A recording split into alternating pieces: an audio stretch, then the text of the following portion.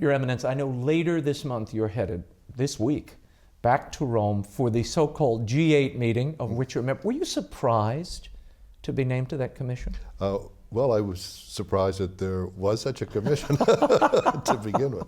And then, of course, I was surprised. But it's been a very fascinating experience. Overwhelming? In many ways, because, you get an insight into the many challenges that the Holy Father is facing at any given moment.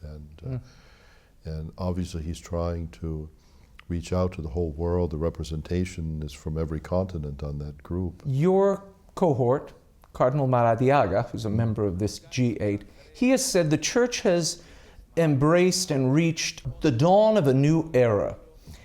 He equated it to that moment when John the 23rd opened up the windows of the Church onto the world and fresh air rushed in. Do you see it that way, this reign of Francis? Well, every pope has been so different and has really ushered in many new things for the Church. We've been so blessed in the last century, particularly. In my life, when I was young, it was Pius XII, and then John the 23rd, and Pope Paul. I mean, we've had such talented, holy, really extraordinary leadership in our Church. It has really been a blessing, but each one of them has been so different. The Italians have that saying about after a fat pope, a thin pope. and back again? Exactly, and so, each one of them has brought many surprises. And of course, Pope Francis being the first non-European in so long, and the first one from the Americas, and who is so spontaneous. He's been quite a surprise to the whole world, and has captured the imagination of the whole world. There's some talk that as part of the reform that you are involved in, that the Pope will examine the whole question of whether divorced and remarried Catholics should be allowed back into the sacraments. Do you think that's a possibility? Is that in the wind? Are you discussing that? I'm sure that will be discussed. Obviously, for the Church to make that kind of a change, there would need to be some theological explanation of how this could be done. I'm not terribly optimistic. However, perhaps the Church will be able to make the process of annulment more user-friendly. Pope Benedict talked about looking for other grounds, for instance, lack of faith, as a reason to reconsider the validity of a marriage. Whether it was an illicit marriage to begin with. Yeah. I know that some theologians have talked about, looking at the way that the Orthodox consider marriage, where they seem to have different kinds of marriage. Yeah. You're not sold. Well, Is that what I'm picking up here? You're not totally buying this. Of course, everyone would love to see some of these Catholics, particularly people who are very faithful to coming to Mass. They're in a second marriage. They're trying to live their faith the best they could. We would love to see them be able to reach a resolution that would allow them. But of course, at the same time, we have to be faithful to God's will for us in the Church and the teachings of Christ. And couldn't a streamlined, more responsive annulment process deal with this? I would hope so, However, this issue seems to have captured the imagination, because all of us have friends or people that we know, or people who have come to us as priests, and they tell us, how much they desire to receive the sacrament. But the much larger problem that we face as a Church is that of cohabitation, replacing marriage.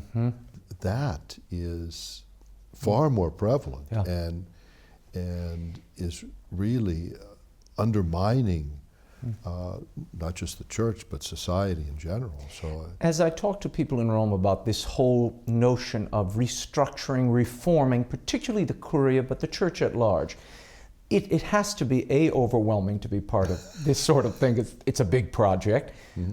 And B, I imagine you look at it and you go, how do we begin? We're only meeting a few times a year. Mm-hmm. Some tell me what you're primarily going to be recommending to the Holy Father are ways to sort of streamline the current bureaucracy, consolidation of dicasteries and offices. Is that primarily what you're suggesting to him, or is there something more? Well, the Holy Father, has, I think, a vision of a central government that is at the service of the universal church, mm-hmm. and responsive to the universal church. He's trying to make collegiality even stronger by changing the synods and making them mm-hmm. more a vehicle of the participation of bishops. He also wants people working in the Curia to see their task as part of a mission. And he's worried about the spiritual care of the people in the Curia, which I think is wonderful because, it's not just any bureaucracy. Right. Their task is to be a part of the Holy Father's ministry and reaching out and being a bridge with the Catholics throughout the world. So in the past, it would seem that there hasn't been enough communication between the different dicasteries, and many of them are, hampered by having huge responsibilities and very little staff. Few resources. Yeah. The other thing that needs to be looked at is, does the Curia need to do all the things that it's doing, or should some of those tasks be done by the bishops' conferences, for instance? But those are the kinds of things that we're looking at, and then also trying to achieve greater transparency in the financial life of the church. This poll came out this week from Univision. It is being reported all over the world, and it purportedly took a survey of Catholics, trying to mimic, I think, what the Holy Father was asking for as a preparation for the synod coming up on the laity and family. And they went to self-identified Catholics. We don't know if they're practicing or not, or any of that. And the numbers that they came back with were startling, if not perhaps entirely accurate. 65% of American Catholics say they support abortion in some or all cases. 78% support contraceptive use. Your reaction to that, and is there any awareness, a sense that there's a catechetical crisis in the church? Well, I think we're very aware of that. And so often, because we live in a world of democracy and polls and, take a vote on this and see what people want to do. And that's wonderful. But when it comes to how are we going to live the gospel, what we're called upon to do is to, discover God's will and trust it and know that the Lord loves us so much that He will help us do even the difficult things. So the challenge is we need a new apologetic in the church. When I was growing up, we had the Baltimore Catechism that had been prepared by the Council of Baltimore to answer the kinds of questions that Protestants had about Catholicism. And I think we did a good job of answering them. But now, in a world of unbelief and secular humanism, there's different questions and different expectations. And so an apologetic that recognizes what those questions are and looks for a way to show that our faith is reasonable and that there isn't a contradiction between faith and reason. I think one of the successes of Pope Francis is that he's showing people the context of love and mercy that our Catholic teachings have to be understood within, you know. And obviously, if someone is coming to the faith, the first thing you hit them with isn't, you know, some bioethical teaching. You talk to them about Christ. Right.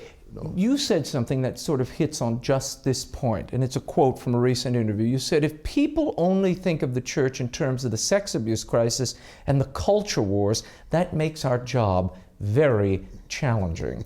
Now, that's fine, well and good. We just heard you say similar things.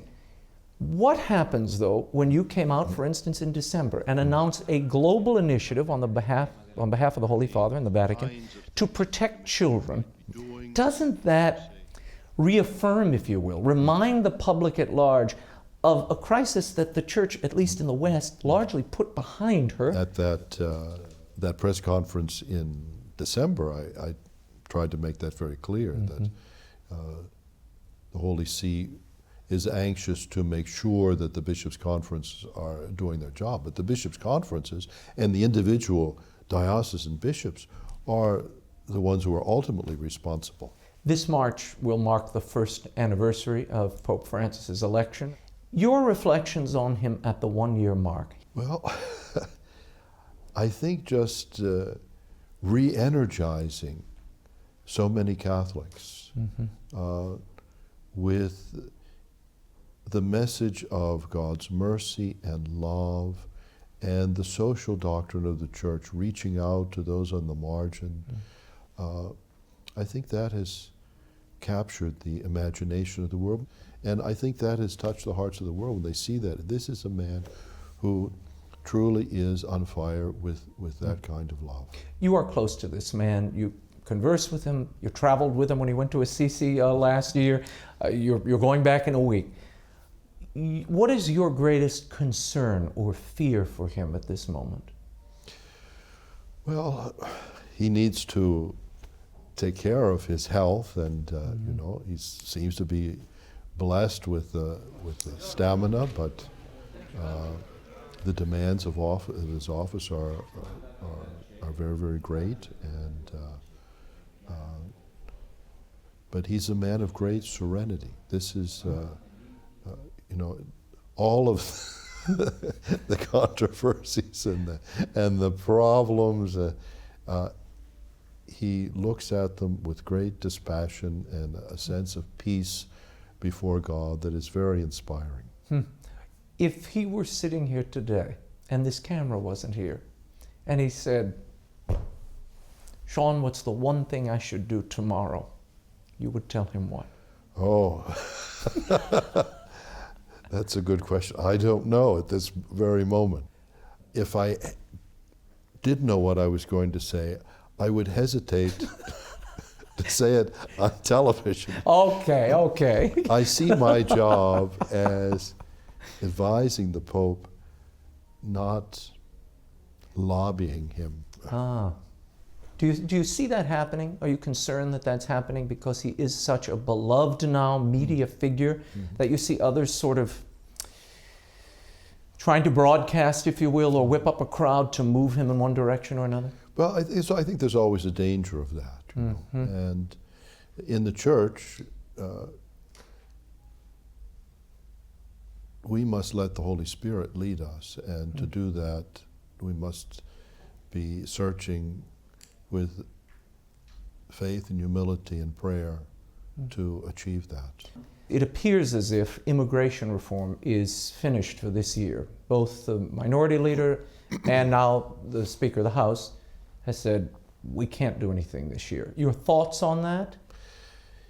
It's very disappointing, and our country really needs to come up with a very just and workable immigration program. And we are a country of immigrants. they make such a huge contribution to the country. The xenophobia that's out there, I think, is very, very unfortunate. Mm-hmm.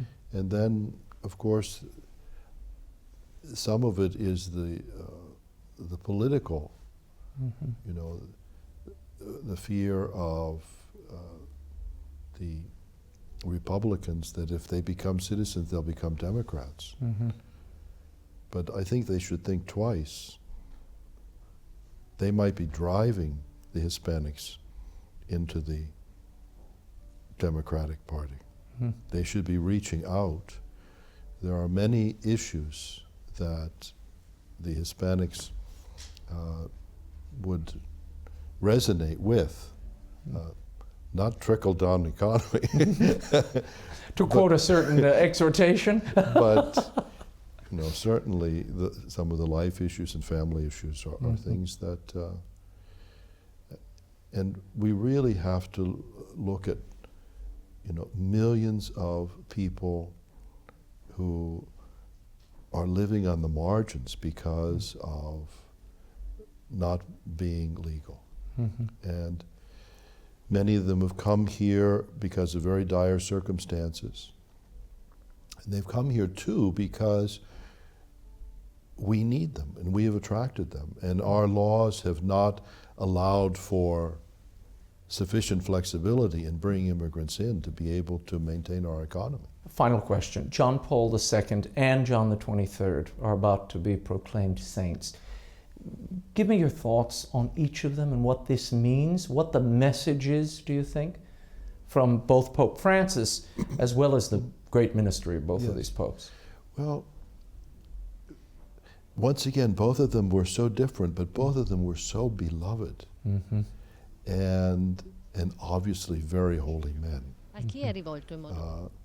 When you read The Journey of the Soul by Pope John, it's so touching to see his inner life and his fidelity and faith, a very simple and deep faith. And of course, Paul II, who we got to know very well because he was so present everywhere in the world and so engaged in the fate of mankind. I mean, he was the one that saved Eastern Europe from communism, and his outreach to the youth and to young people has just been stunning. So these are two giants. My only worry about I'm afraid that Italy is going to sink about 6 feet into the sea because of all From of those the population people. coming in. Exactly. Well, we'll see it together, and I hope to catch you there. Good, wonderful. Your Eminence, thank you so much. Thank you.